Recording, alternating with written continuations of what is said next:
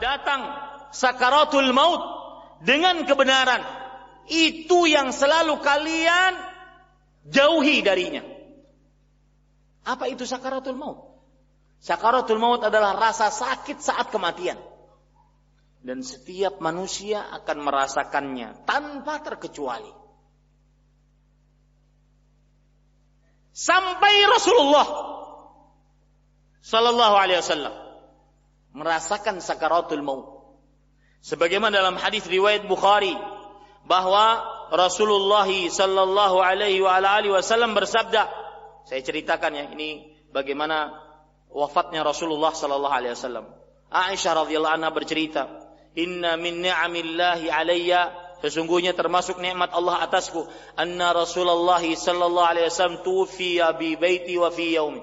Rasulullah sallallahu alaihi wasallam wafat di rumahku saat menggilirku, wa baina sihri wa nahri, dan wafat di antara pangkuanku dan juga leherku. Artinya beliau tidur di pangkuan Aisyah radhiyallahu anha.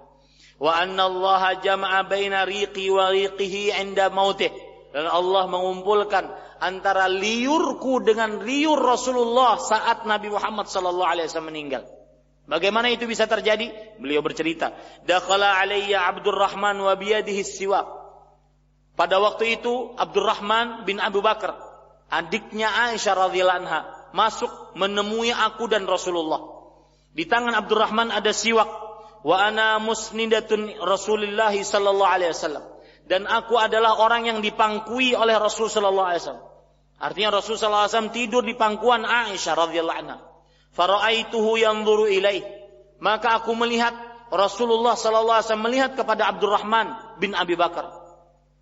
Wa araftu annahu yuhibbus siwak, dan aku mengenal bahwa Rasulullah sallallahu alaihi wasallam sangat suka siwak, menginginkan siwak yang di tangan Abdurrahman bin Abi Bakar radhiyallahu anhuma.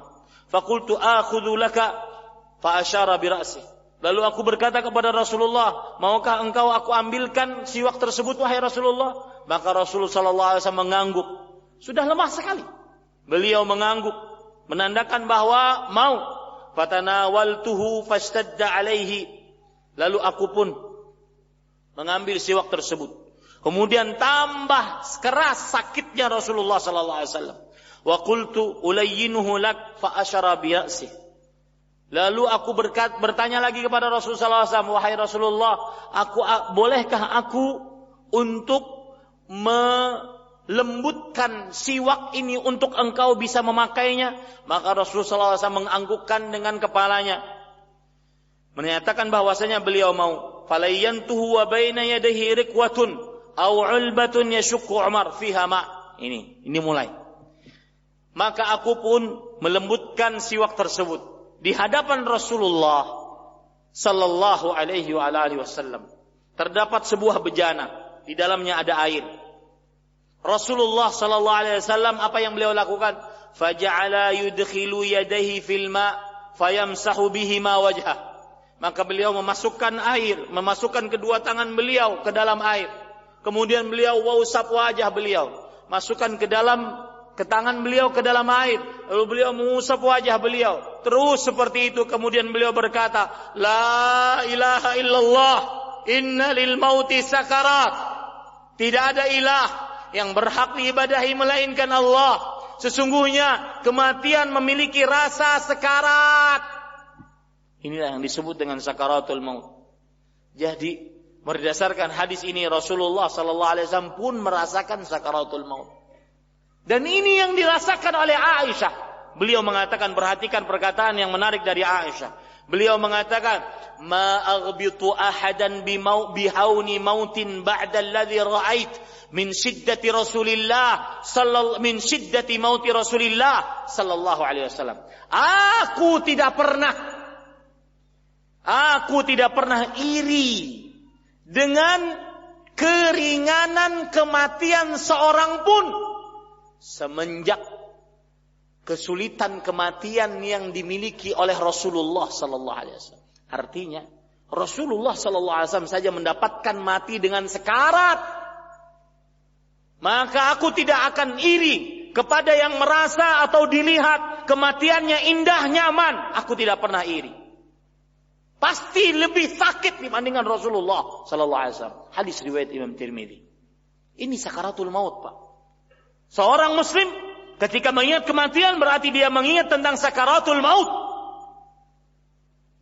Sekarang bagaimana sih sakaratul maut? Diceritakan oleh para sahabat Nabi radhiyallahu anhu. Lihat, disebutkan di dalam kitab Fathul Bari yang ditulis oleh Al-Hafidh Ibnu Hajar. Qala Umar li Ka'bin, akhbirni anil maut. Umar bin Khattab radhiyallahu anhu berkata kepada Ka'ab al-Ahbar, beritahukan kepadaku tentang kematian. Kemudian Ka'ab radhiyallahu anhu berkata, ya Amirul Mukminin, wahai Amirul Mukminin, perhatikan. Ini sakaratul maut. Huwa mithlu syajaratin kathirati syauq fi jawfi bani Adam. Sakaratul maut itu seperti pohon berduri yang sangat banyak durinya, dimasukkan ke dalam tenggorokan seorang anak manusia. Falaisa minhu irqun wala mafsilin illa wa rijlin syadididz dzira'ain fahuwa yu'alijuha yanzi'uha. Maka tidak ada urat, tidak ada otot kecuali akan terputus dengan pohon yang banyak durinya tadi. Itulah sakaratul maut. Setiap kali ditarik, putus seluruh ototnya, pecah seluruh ototnya, putus seluruh uratnya. Maka mendengar itu Umar bin Khattab pun menangis. Hadis riwayat disebutkan di dalam kitab Fathul Bari. Begitu juga disebutkan dalam kitab Fathul Bari, Amr ibn As radhiyallahu anhu, seorang sahabat terkenal Amr ibn As. Beliau ditanya oleh anaknya Abdullah, ya abati, sif kaifal maut. Waktu itu Amr ibn As radhiyallahu anhu dalam keadaan sekarat, sakit keras. Abdullah bin Amr bin As sang anak bertanya, wahai bapakku, ceritakan kepada kami bagaimana rasa mati. Maka beliau menjawab, wallah, laka'anna jambi fi taqt. Demi Allah seakan-akan badanku disempitkan. Walaka'anni atanaffasu min sammi ibrah. Para ikhwah, ahibbati hafizakumullah. Saudara-saudari yang saya cintai karena Allah, silakan tarik nafas Anda dalam-dalam sekarang. Sebelum ini mengenai kita semua. Tarik nafas Anda dalam-dalam sambil bersyukur kepada Allah. Sebelum sakaratul maut datang. Beliau mengatakan, seakan-akan badanku disempitkan. Dan seakan-akan aku bernapas dari lubang jarum. Itu sakaratul maut. Seakan-akan aku bernapas dari lubang jarum. Wa ka'anna ghusna syaukin yujarru bihi min qadami ila hamati. Seakan-akan pohon-pohon yang banyak durinya dipukulkan dari ujung kakiku sampai kepalaku. Itu sakaratul maut.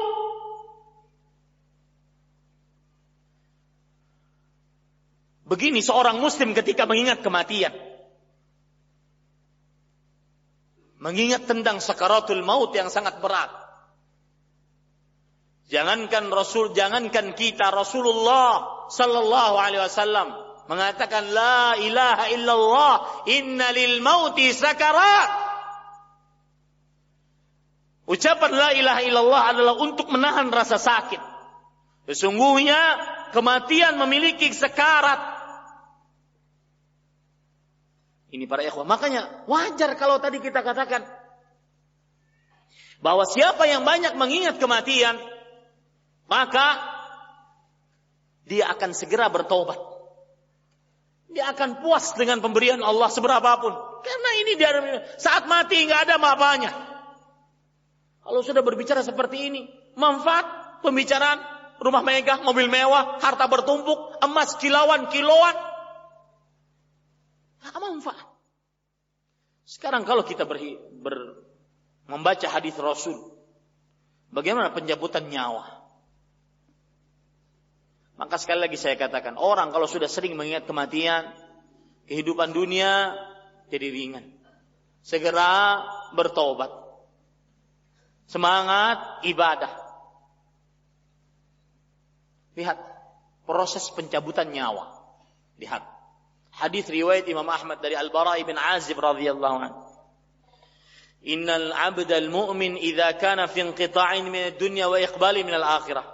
Sesungguhnya hamba yang beriman jika dalam keadaan ingin berputus dengan dunia dan masuk ke kehidupan akhirat, nazala ilaihi malaikatun minas sama. Ingat, ini orang beriman. Mudah-mudahan kita di dalamnya. Akan turun para malaikat dari langit, bidul wujuh. Wajah mereka sangat bercahaya. Dan ini persis seperti yang Allah subhanahu wa ta'ala sebutkan di dalam surat Fussilat dan surat Al-Ahqaf. Allah berfirman, innal ladzina qalu rabbuna Allah thumma istaqamu tatanazzalu alaihimul malaikah. Sesungguhnya orang-orang yang mengucapkan Rabb kami adalah Allah, kemudian mereka istiqamah, maka turun para malaikat. Ulama tafsir di antaranya Imam Ibnu Katsir mengatakan, turun para malaikat di sini saat sakaratul maut. Sama persis. Bidul wujuh, wajahnya bercahaya. Ka'anna wujuhahumus syams. Seakan-akan wajah mereka matahari. Ma'ahum akfanun min akfanil jannah. Mereka membawa kain kapan dari kain kapan surga. Min hanutil jannah. Kain-kain indah dari surga. Hatta yajlisu minhu madda basari.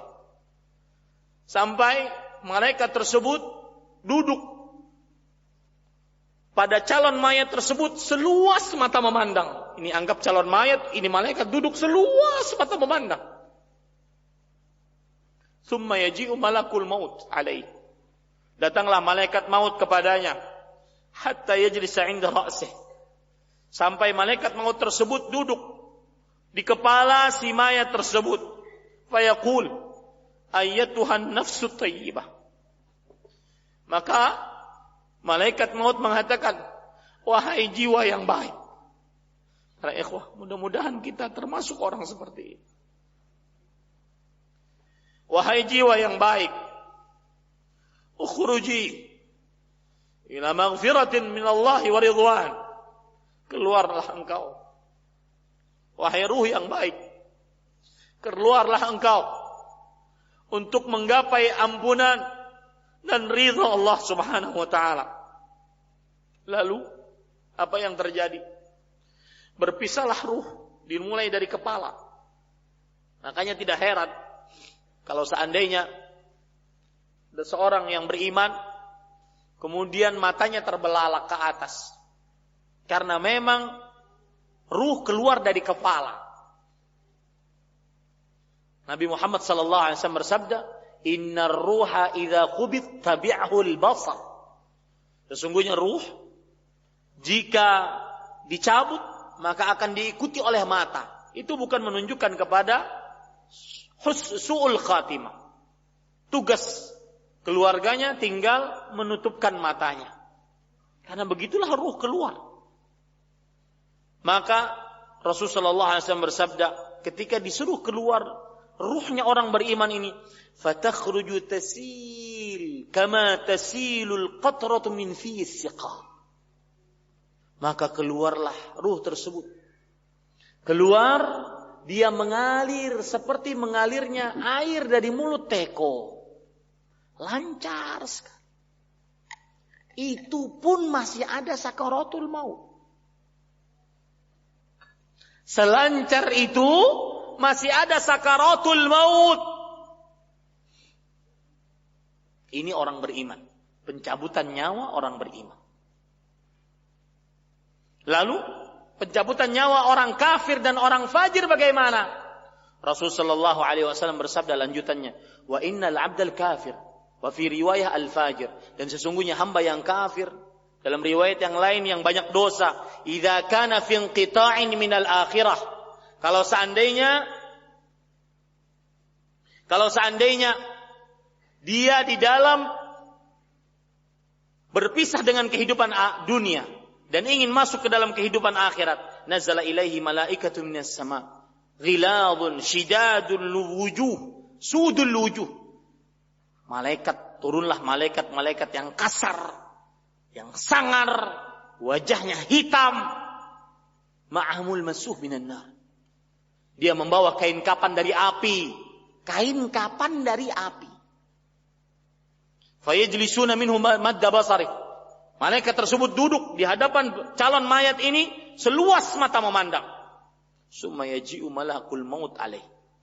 Inda ra'sih. Lalu datang malaikat maut di sisi kepalanya dan berkata, "Ayyatuhan nafsul khabithah, wahai jiwa yang buruk, ukhruji ila saqatin minallah wa ghadab." Keluar engkau. Rasakan murka dan siksa Allah Subhanahu wa taala. Apa yang terjadi para ikhwah? Fatafarraqa fi jasadih. Ruh tersebut berpisah dengan jasadnya. Fayanzi'uha. Para malaikat maut tersebut menariknya. Kama yuntaza'us sufudul kathirus syu'ub minas sufil mablul. Fataqatta'a ma'ahal uruq wal 'asab. Sebagaimana seseorang menarik bulu domba yang basah. Bulu domba yang basah sangat licin, ditarik dengan kuat. Akibat saking kuatnya, seluruh urat dan otot terputus dan pecah. Kalau sudah seperti ini para ikhwah, makanya pantas Al-Hasan Al-Basri ketika keluar dari rumah keluarganya, kemudian menjenguk orang yang dalam keadaan sekarat. Kemudian beliau melihat bagaimana sekarat, beliau masuk ke dalam kamar dengan wajah yang berbeda ketika keluar dari rumah. Kemudian istrinya mengatakan, "Ya Aba Abdillah, halla ta'amakum." Wahai suamiku, ini makanan, ayo kita makan sama-sama. Maka kata Al-Hasan Al-Basri setelah melihat pemandangan kematian, beliau mengatakan, "Alaikum bita'amikum." Makan kalian sana. Fa inni qad ra'aitu manzaran. Aku benar-benar hari ini telah melihat sebuah pemandangan. Asta'iddu lidzalik minal Aku masih saja persiapan untuk menghadapi pemandangan tersebut dari sekarang. Mudah-mudahan kita semakin sadar para ikhwah yang dirahmati oleh Allah. Kematian bukan perkara yang gampang.